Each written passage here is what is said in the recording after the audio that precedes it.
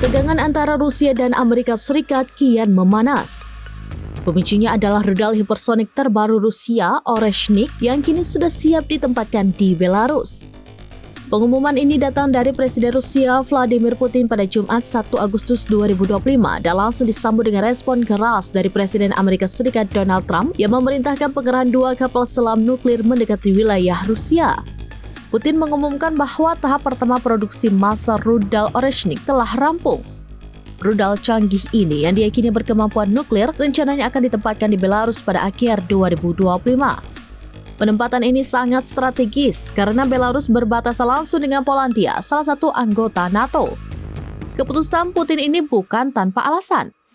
Sebelumnya, Rusia telah menguji coba rudal Oreshnik pada November 2024.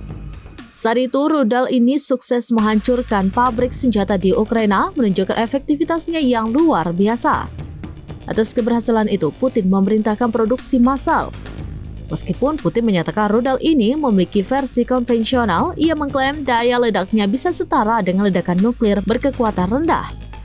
Pengumuman ini terjadi di tengah perseteruan sengit antara Donald Trump dan mantan Presiden Rusia Dmitry Medvedev di media sosial.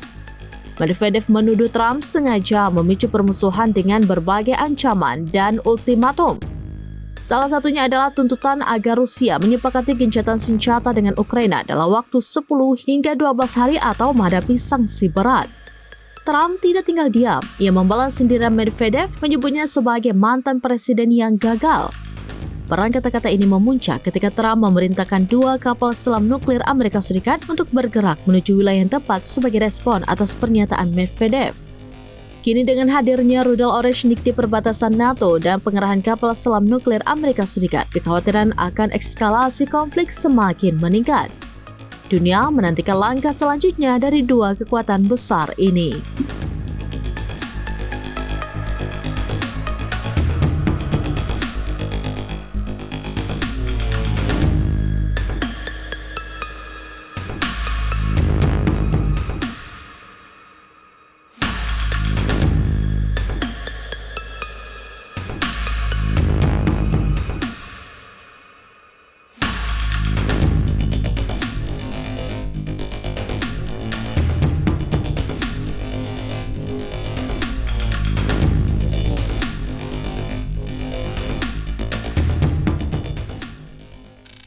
Download Tribun X sekarang, menghadirkan lokal menjadi Indonesia.